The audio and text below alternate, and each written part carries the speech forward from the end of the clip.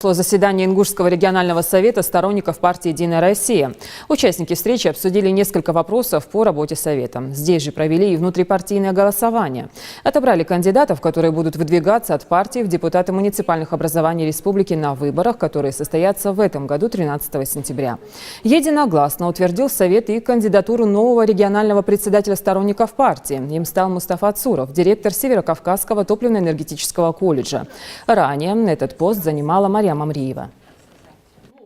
Мы сегодня избрали нового председателя регионального совета сторонников партии.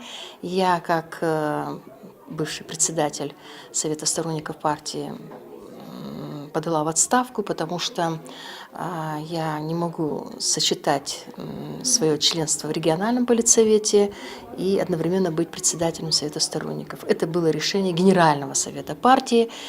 Сегодня я предложила кандидатуру по согласованию, конечно же, с региональным политсоветом партии и по решению регионального политсовета партии кандидатура Цурова Мустафы Тугановича была единогласно поддержана всеми членами регионального совета сторонников партии.